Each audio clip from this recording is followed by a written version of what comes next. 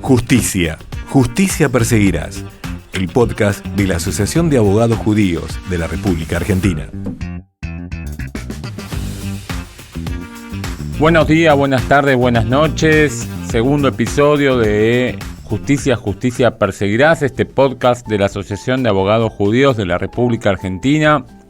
Muy contentos de las repercusiones del primer episodio y bueno, de seguir y darle continuidad a este proyecto que esperemos llegue muy lejos. En el capítulo de hoy me está acompañando la vicepresidenta segunda de la asociación, Vicky Cherniak. ¿Cómo estás? Hola, Agus, ¿cómo estás? ¿Cómo les va a todos? Buenos días, buenas tardes, buenas noches. Bueno, gracias por acompañarnos, Vicky. ¿Cómo andás vos? Contame un poquito, ¿cómo llegaste a la AJLA? Porque yo me acuerdo que los dos arrancamos hace más o menos 5 años, pero sí, ¿cómo llegaste y qué fue lo que te atrajo de la asociación?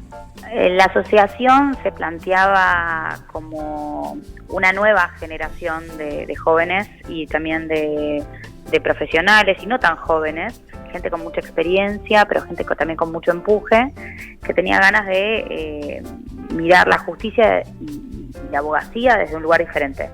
Y había mucha gente con ganas de hacer lo mismo, que compartíamos no solamente valores, sino que también compartíamos el hecho de ser abogados, o muchos de ellos ser estudiantes de Derecho, y ser judíos.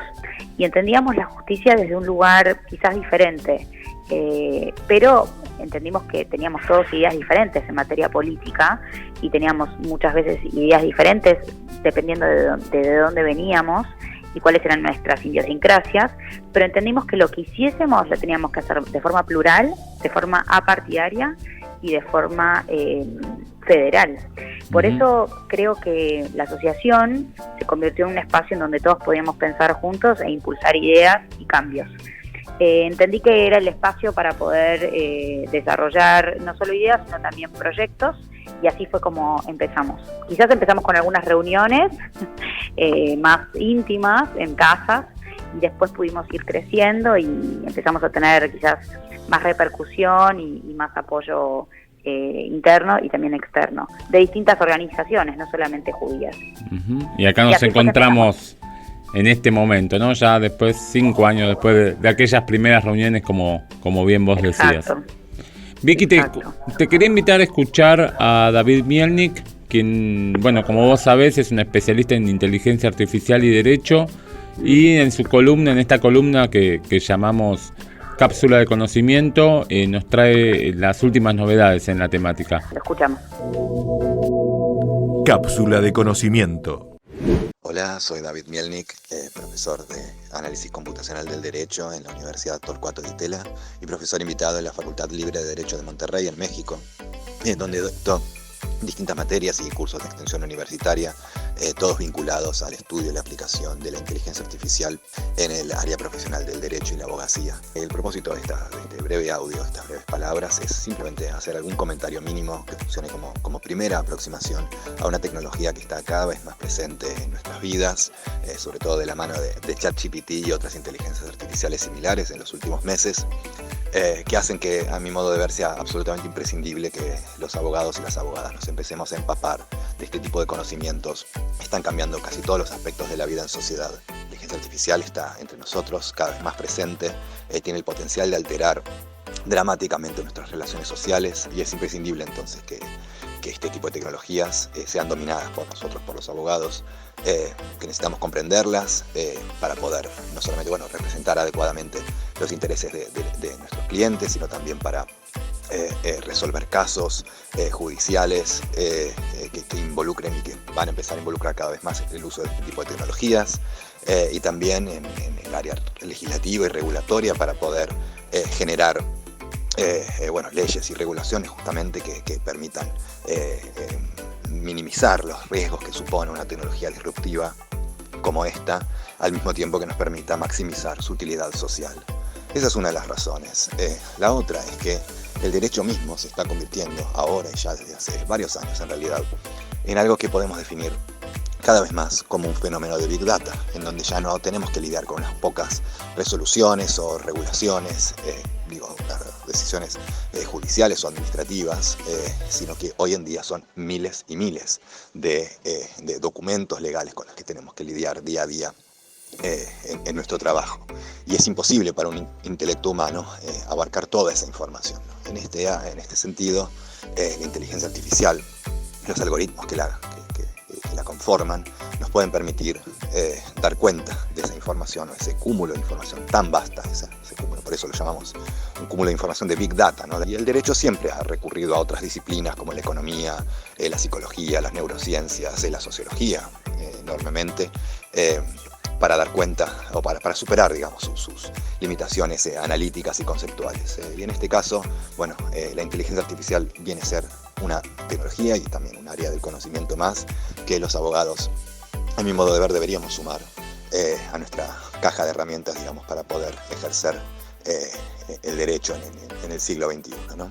En primer lugar, quiero aclarar el concepto de inteligencia artificial en sí mismo, que a mi modo de ver es muchas veces usado de manera ambigua y confusa y no enriquece el debate, ¿no? Entonces prefiero, cuando hablo de inteligencia artificial, utilizarlo en el sentido en el que lo usan las y los investigadoras, que es un sentido más estricto, más moderno, digamos, en donde inteligencia artificial equivale a hablar de aprendizaje automático, ¿no? Que en inglés se llama machine learning, ¿no? Que este es el uso de tecnologías, así como se lo llama, de algoritmos, ¿no? Que son, a los efectos que a nosotros por ahí nos interesa en este momento, son simplemente funciones informáticas, pequeños programas con una propiedad muy característica, que es lo que los distingue de una calculadora y de todo otro proceso de automatización previo, que es la capacidad que tienen estos programas de aprender por sí mismos de la información a la que son expuestos. Nosotros podemos simplemente exponer esos algoritmos a conjuntos de información y los algoritmos mismos son los que aprenden a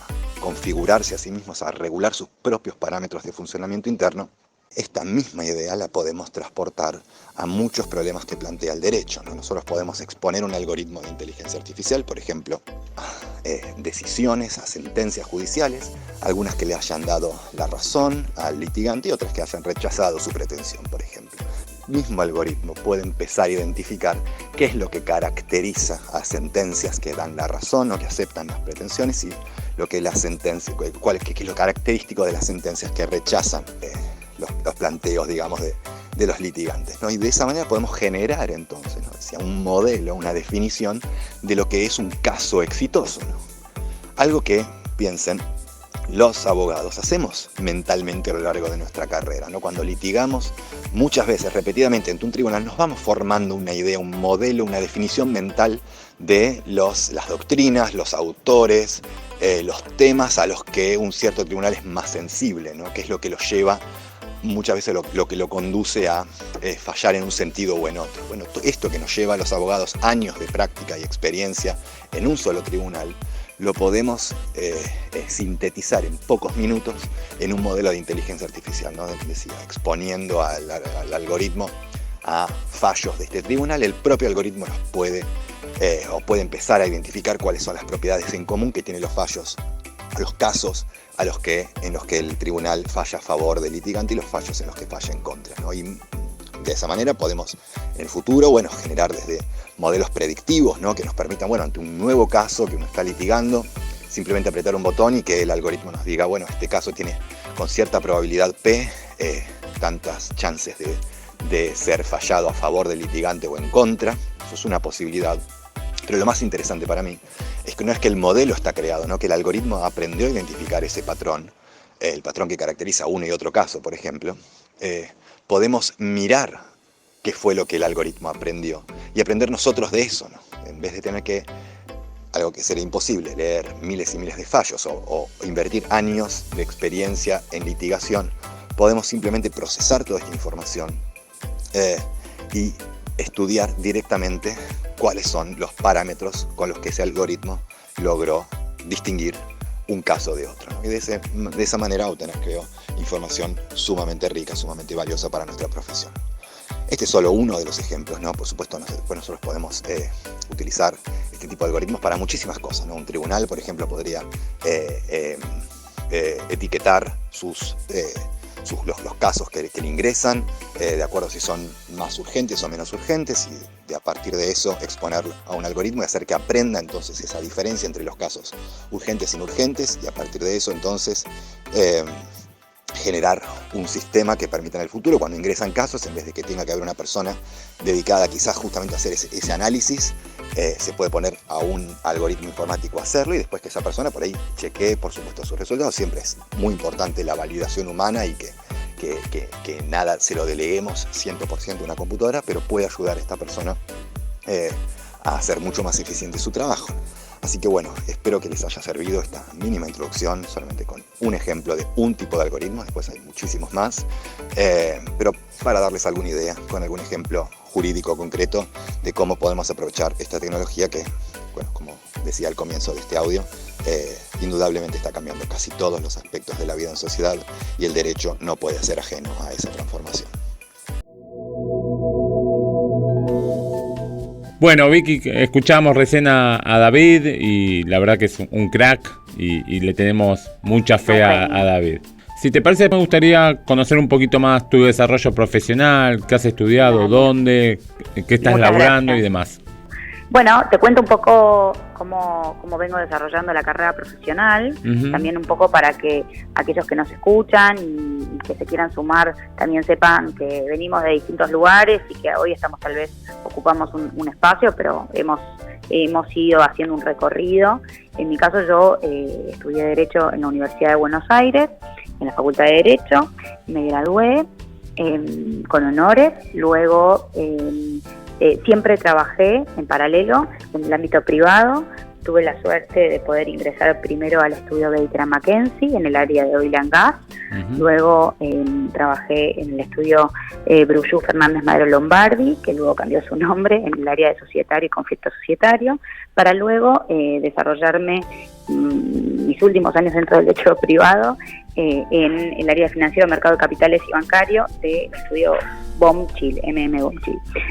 Finalmente entré al Poder Judicial, primero el Consejo de la Magistratura de la Ciudad de Buenos Aires, y luego ya a jurisdicción. Actualmente soy prosecretaria de Cámara en la Sala Cuarta de la Cámara Contencioso Administrativo Tributario y Relaciones del Consumidor de la Ciudad de Buenos Aires. Hice estudios de posgrado y estudios, luego de terminar la facultad, hice un posgrado en Oil and Gas, en Petróleo, Gas y Minería, en ITBA. Luego hice una maestría en Derecho Empresario en la Universidad Austral, que es NDE. Luego tuve la suerte de obtener una beca en la Complutense de Madrid en materia de derechos humanos y viajé a Madrid a realizarla. Y luego hice la maestría en Magistratura y Poder Judicial de la Austral. Actualmente estoy haciendo la maestría en Derecho Administrativo, también de dicha escuela, de dicha casa de estudios de la Universidad Austral. Y bueno, esperemos terminarla el año que viene. Bueno, vemos que te gusta estudiar. No, pero siempre hay que ir ayornándose, pero nunca dejar de estudiar, nunca dejar de prepararse, pero principalmente entendiendo que quienes por lo menos, ofrecemos un servicio de justicia, por lo menos desde adentro, tenemos que hacerlo de la mejor manera. Y qué mejor que hacerlo que capacitarnos en la materia, en este caso en Derecho Administrativo o en la materia que nos toque. Así es. ¿Sabés que parte del objetivo de este podcast es que nos conozcamos? Vos pudiste recién contar tu vasta experiencia y también sé que tenés muchos proyectos a futuro. Si te parece, sí. Escuchemos ahora a otro socio de la asociación que cuente brevemente su testimonio y sus experiencias. Dale. Testimonio de nuestros socios. Hola, soy Anabela Wagenfeld, tengo 34 años y soy de Tucumán. Soy procuradora, abogada y escribana, aunque me dedico actualmente al ejercicio independiente de la abogacía. Estudié mi carrera en la Universidad Nacional de Tucumán, la que no solamente me dio una excelente formación, sino también la que me dio lugar a conocer grandes colegas y hasta excelentes amigos. Me recibí en el 2013 y desde entonces comparto estudios jurídicos junto a mi tía, mujer que admiro y de la que aprendí y sigo aprendiendo mucho. En el estudio nos dedicamos mayormente al área previsional, que debo reconocer me apasiona. Creo que representar y defender a la tercera edad es todo un desafío, pero me siento honrada de poder hacerlo. No voy a negar que los juicios contra el ANSES son largos y llenos de contingencias, pero la naturaleza del derecho que defendemos nos llena de energía para enfrentar el proceso. A ver, tener un estudio jurídico propio tampoco es fácil en los tiempos que vivimos, donde la mayoría de mis colegas eligen emplearse para así tener la tan ansiada estabilidad laboral y económica también. La calle es difícil, escucho desde mucho antes de recibirme, y sí que lo es, pero lo sigo eligiendo diariamente. La calle no solo te enseña, te da las herramientas para atravesar las vicisitudes que ella misma te plantea, te curte y te vuelve sensible al mismo tiempo a las necesidades en la defensa de los derechos. En definitiva, la calle es escuela y el abogado pasillante un perpetuo aprendiz. Algo que me parece clave transmitir es que no importa lo que te dediques, encontrá en ello lo que te apasiona. Eso va a ser tu motor y tu norte. Trata de conectar con eso. Estoy segura que lo vas a encontrar. Bueno, en este segundo episodio de Justicia, Justicia Perseguirás, el podcast de la Asociación de Abogados Judíos de la República Argentina, nos parecía muy relevante poder tratar una temática que está en los principales portales de noticias de todo el mundo y que, como siempre decimos, nos interpela en nuestra visión de abogados, de judíos, de argentinos y también de sionistas, porque la AJRA es una asociación que cree en el Estado de Israel.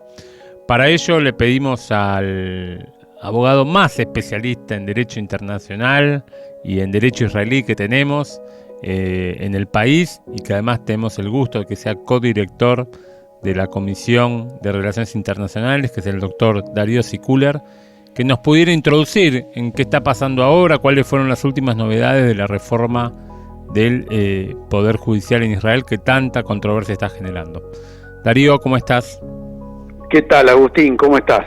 Bueno, gracias por el contacto. Nos parece relevante hacer primero una muy breve síntesis introductoria de que Israel se trata de una democracia parlamentaria, ¿no? Pluripartidista. El sistema, digamos, político israelí está conformado por un legislativo, un poder ejecutivo y judicial. El ejecutivo lo desempeña, ¿no?, el primer ministro junto con su gabinete, y el sistema judicial en Israel, que se compone, digamos, de 3 niveles. En la cúspide está la Corte Suprema, los magistrados de las distintas ciudades de Israel y los tribunales distritales. Hay que poner el acento, y acá está el gran corazón de la reforma, en la temática de separación de poderes. Es decir, es propio del sistema, digamos, parlamentario que de alguna manera el Ejecutivo y el Legislativo tienen necesariamente el mismo color político. Es decir, si el Legislativo y el Ejecutivo no son del mismo color político y no cuentan con la mayoría, cae el Legislativo por un voto de desconfianza, y por ende, digamos, no tenemos Ejecutivo.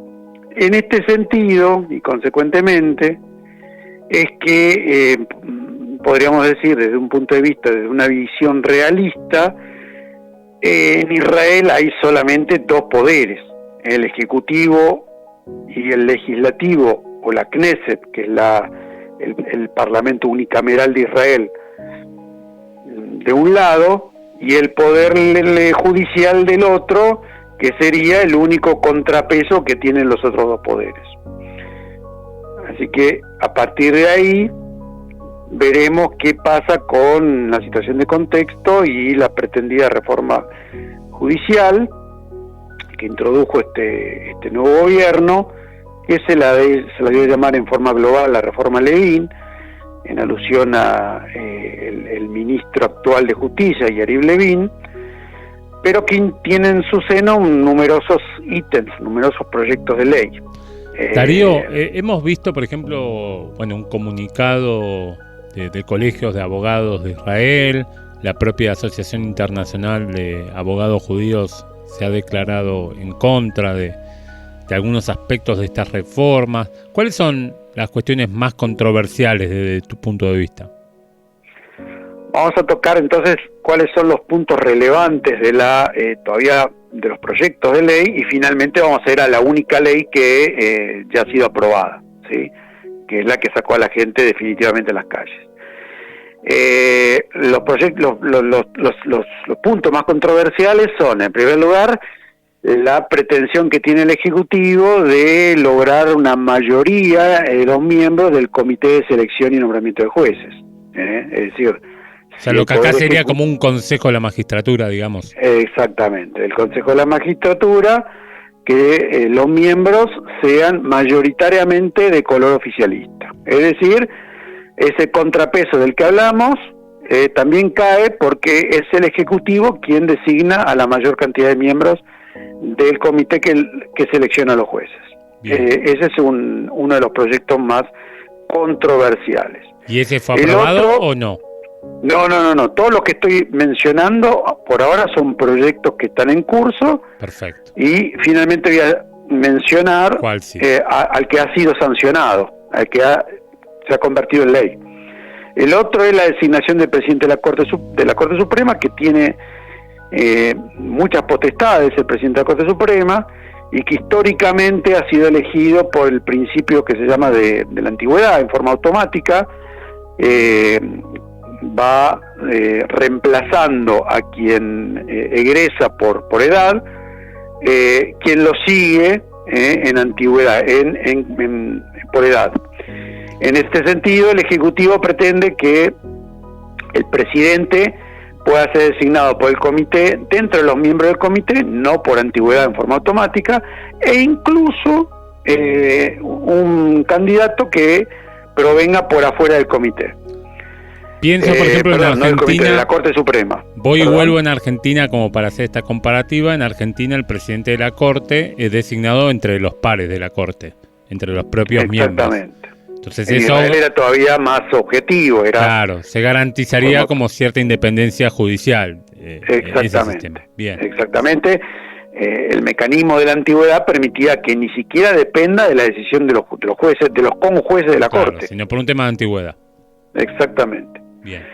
El otro proyecto controversial, y a todos vamos a poner el mismo tilde, es la iniciativa que para dictar la anulación de una ley por parte de la Corte Suprema, o lo que en Argentina diríamos el dictado de la inconstitucionalidad de una ley, la Corte Suprema, que hasta ahora no lo requiere, necesite por lo menos 80% de conformidad de sus miembros.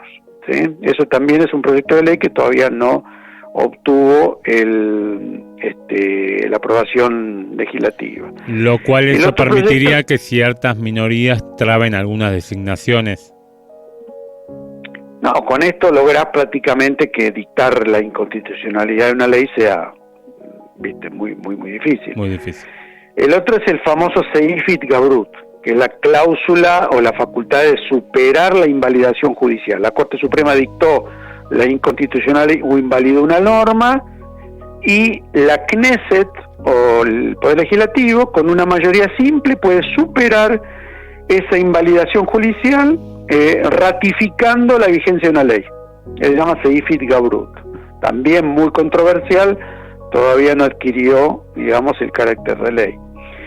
Después van con los, como diríamos en lenguaje futbolístico, con los tapones de punta contra los asesores legales del gobierno, especialmente contra el asesor legal del gobierno, que tiene amplias facultades. En Israel es el intérprete, autorizado frente a los órganos del Estado, el intérprete de la ley.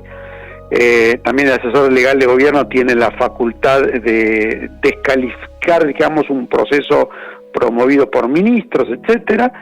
Y lo que pretende la reforma judicial es que las opiniones de los asesores legales no tengan carácter vinculante, eran simples o que queden simplemente como opiniones legales. Y así llegamos a la ley que fue sancionada, que de alguna manera limitó la regla de la razonabilidad. ¿Qué es la razonabilidad? Bueno, es propio del common law, del sistema, digamos, que rige, el sistema legal que rige en Israel, una amplia discrecionabilidad que tiene, una discreción, que tienen los jueces israelíes en decidir sobre cuestiones que ni siquiera surgen en forma expresa de la ley, ¿sí? Entonces, cuando determinada decisión gubernamental es extremadamente irrazonable, como por ejemplo ha sucedido con la designación de un ministro que ha tenido una seria imputación penal, como el caso de Aryeh Deri, y la Corte ha invalidado esa designación aplicando el principio de la razonabilidad, que no era razonable, a pesar de que no había una norma que lo prohibía. Bueno, a partir de la sanción de esta ley, la Corte se va a ver impedida de aplicar este principio de la razonabilidad. Así con ese caso como ese mismo tipo de ejemplo, es decir, todas aquellas decisiones gubernamentales de los ministros, etcétera, que hasta ahora venían siendo, digamos, limitadas por la Corte mediante el principio de la razonabilidad o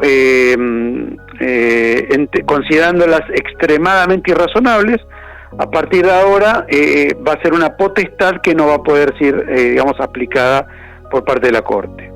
Darío, déjame hacerte las dos preguntas finales en una. En primer lugar, quienes más promueven estas iniciativas es todo el grupo que apoya a Bibi Netanyahu y pareciera ser los grupos más de tipo ortodoxo religiosos, ¿correcto?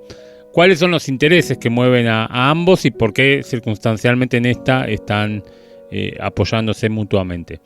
Y la segunda pregunta que te hago es, bueno, el derrotero que vos haces es bastante contundente en cuanto a que parece ser un avance claro del Poder Legislativo y Ejecutivo sobre el Poder Judicial.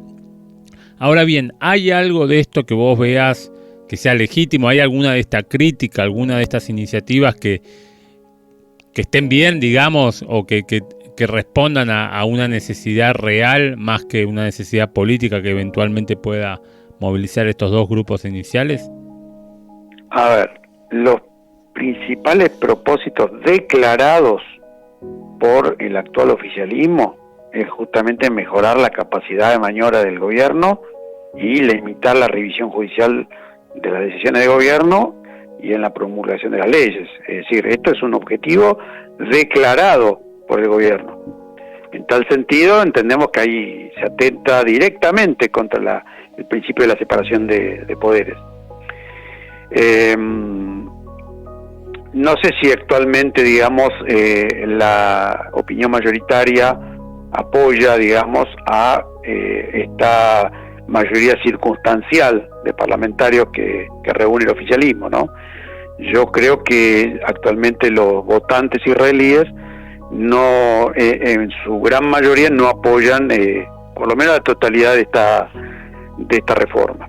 Ahora, ¿cuáles de estos puntos podría, digamos, considerarse válido o que tenga cierta razonabilidad, digamos, en cuanto a su aplicación?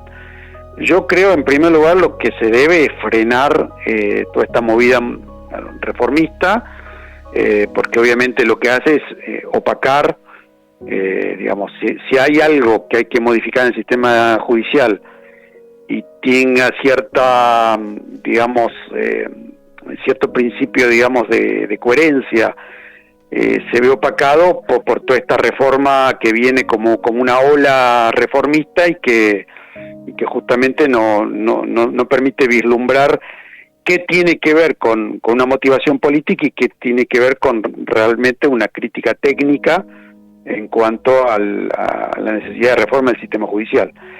Si vos me preguntás mi opinión personal, yo tengo la matrícula israelí y ejerzo desde el año 89 en Israel. Creo que es justamente la columna vertebral del Estado de Israel, es el Poder Judicial. Ha dado muestras de todo tipo para comprobar, digamos, tanto la independencia del Poder Judicial, la variedad, digamos, de la conformación de los distintos tribunales.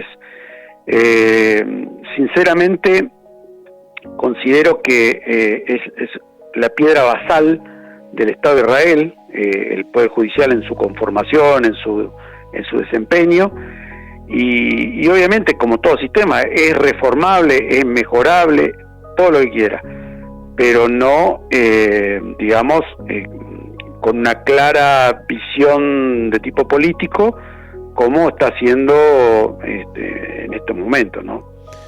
Clarísimo, Darío. Lo que te propongo es que hagamos una nueva actividad abierta para todos los socios de AJRA, porque bueno, seguramente ese es un tema muy importante para todos nosotros, y vos como director del área de Relaciones Internacionales podés seguir profundizando en esta temática tan trascendente para nosotros.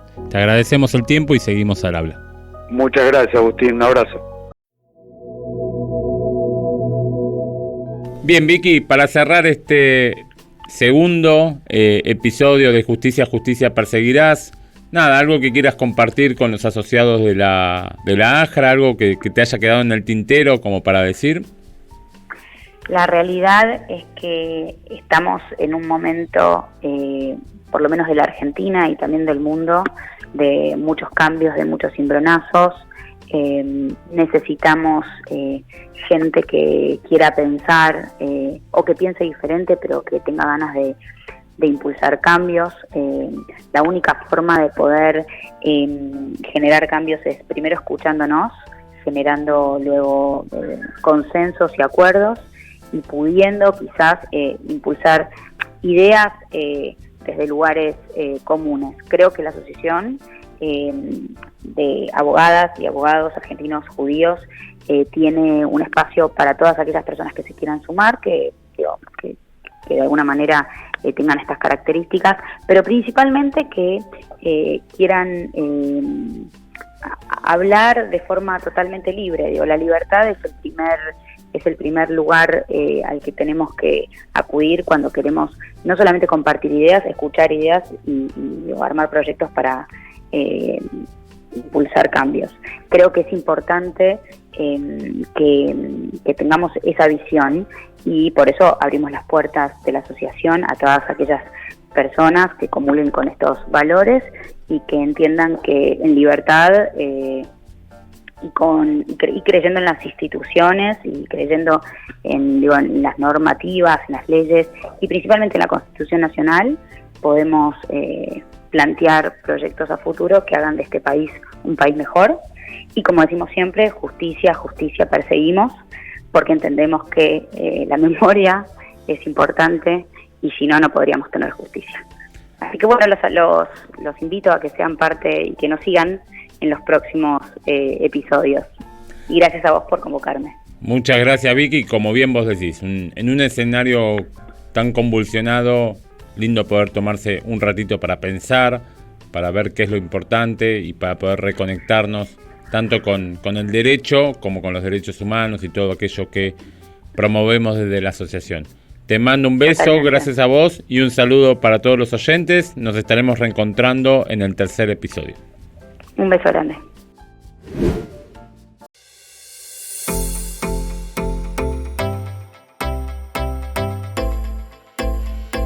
Este fue el episodio del podcast Justicia, Justicia Perseguirás, de la Asociación de Abogados Judíos de la República Argentina.